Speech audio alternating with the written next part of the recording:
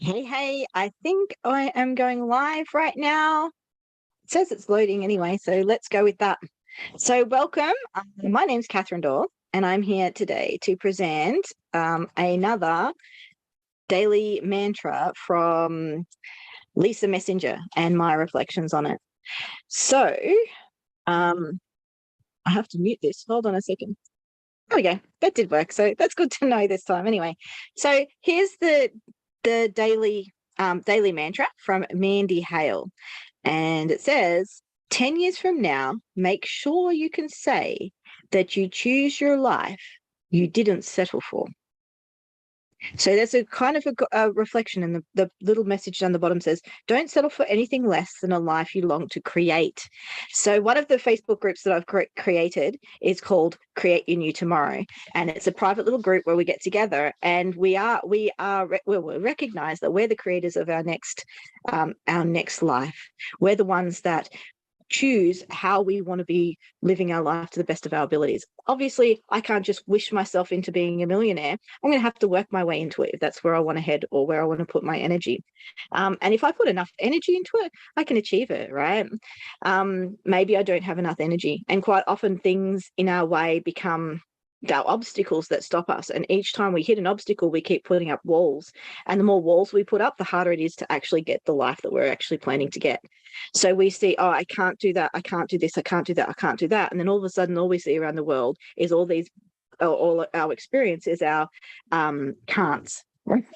And that's meant in a polite way, right? As in, we cannot see past these things, so they become our barriers. But as we learn that in order to get the life that we want, we have to go through those barriers, and that may seem scary and may seem difficult. However, as we achieve those obstacles and get through them and learn from them, we actually learn that they compound and we can actually build on top of them. So as we defeat each of our obstacles and our challenges, we get more and more stronger and more powerful. We can raise up and we rise up. And I'm sure you've heard a lot of those cliches and a lot of those things said about raising up and rise up and abundance and all those type of things. They come from a place of keep on profiting from what we're doing. And I'm not going to preach it all to you. I'm pretty sure you know what I'm talking about here.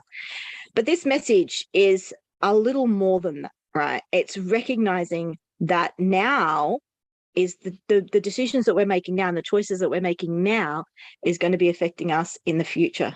So if we're making decisions now that go, I'll wait until I'm ready, that's another day, another week, another month before we're actually getting what we want to do.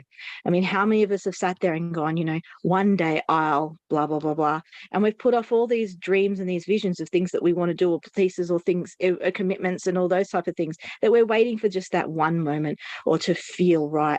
And we leave it based on our magical thinking or an ideal that all of a sudden one day we're going to feel like we want to do that particular thing. But sometimes it can come from compounding desperation until the point that you get to this point that you're so desperate that you'll end up doing it. But most often than not, it has to be intentional. You have to set your mind to it. You have to do the hard work. And it doesn't have to be hard work. It just has to be work that's consistent and chips away at things. So that in 10 years' time, you can look back and reflect. So if it's okay, I'd love to share a story with you that I did yesterday. When I started this journey, so for me, my personal development journey, although it's been a lifetime, and I actually studied 3 years at psychology in my bachelor's to explore mental health, because I knew that was something that was in my family, having lost a lot of people in my family to mental health issues. I knew that this was a problem for me. However, I thought by knowing the information that it would prevent me from ever experiencing it. Little did I realize that it was impacting me and affecting me right there and then at that particular time. I just didn't realize it. And so eventually I had got to a point where I shut down. In 2018, I had a moment when I came across a coach, and the coach actually asked me some deep probing questions. And one of those questions was, or wasn't so much a question, was a statement that I had stopped feeling. And when I tuned into myself with that question, I realized she was right, that I'd actually stopped feeling. And I always thought myself as an emotional person, and my emotions were my colors. So being emotional is what gave me color and excitement and happiness and all those type of things. And so when I was faced with the truth that my feelings were numb and I no longer felt all those emotions, and I had blocked them up and suppressed them so much, shut them down so much, that I had lost who I was inside, that I no longer was able to come out and express and feel those anymore, that I'd become numb to them. And that's when I kind of realized I was heading right down towards rock bottom. And interestingly enough, I opened up that Pandora's box and out come all the emotions. It was like, oh, there you are. You're hiding inside that box there. It opened them up. And then I got lots of huge emotions that I just didn't know how to deal with, and I didn't know how to regulate it. And then I ended up needing to get some mental health help. Thank goodness for those that are out there. And you know what? The first one I talked to wasn't necessarily the best one. I had to go through a couple to find one that really worked for me. And then I've used a series of different people along the way to help me and guide me. And one of those people in my life has actually been one of the top coaches in the coaching program that I'm doing at the moment, called Remy Pearson, or Sharon Pearson. And early on in my journey, as far as becoming a coach, I had the privilege of having a conversation with her. And she identified one of my core beliefs, which is that I'm not enough. And we were able to work through a lot of those negative beliefs that I had, to counteract that belief, because I kept dismissing myself. I kept putting myself down all the time. I would say how bad I was, and like the voices in my head were much more damaging than anything anyone else would say to me. I was able to protect myself by saying things worse than anyone else could say to me, but I realized then that my patterns weren't helping. And at that particular time when Remy was saying, I was still doing those habits. I was a lot better than what I originally had been. And I was able to hold presence. And even when a lot of the things that she was saying was coming up difficult with me, I was able to sit with them and keep being present, which I never used to be able to be.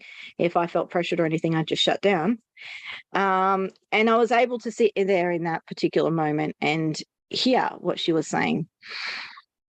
And it's now interesting because I got the recording of that, and I keep going over it every now and then as I listen to it, to remind me of the importance of something as special as self-love. Most definitely self-love. I have had a huge growth in that area of self-love, because I always thought self-love was selfish, that we really shouldn't love ourselves, because that's a egotistical, self-righteous, proud response to have. However, I've now got a very different relationship with self-love, because I realize that in order to love others, we have to come from a place of healed self-love ourselves. So if I can love myself enough to give to others, then that's the pure version of self-love, right? If I just look after myself and myself only, that's not really love.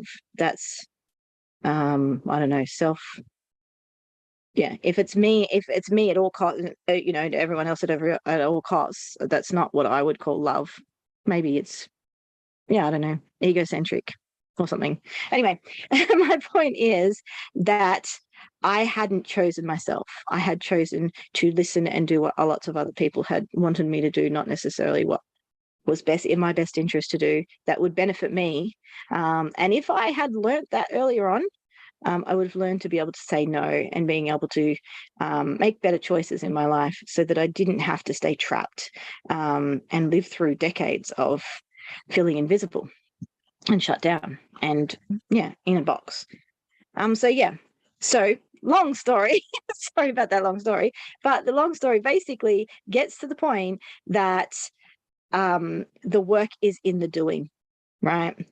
I could have sat there and stayed stuck in my non-feeling place and not listened to people, not experienced the things that I did, and stayed and died that way, right? Having never known any different.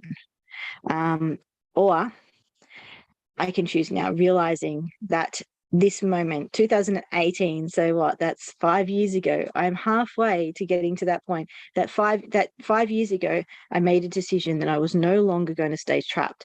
That I was no longer going to shut down my emotions and ignore the things that were happening inside me, and that I was going to honor myself by turning up and being me and finding out what was authentically me. And as I have this little quote up the top, up the side here that I wrote at very early in my journey, and it says, unashamedly, unapologetically, imperfect, self-solid human with authentic mind, body, and soul sovereignty.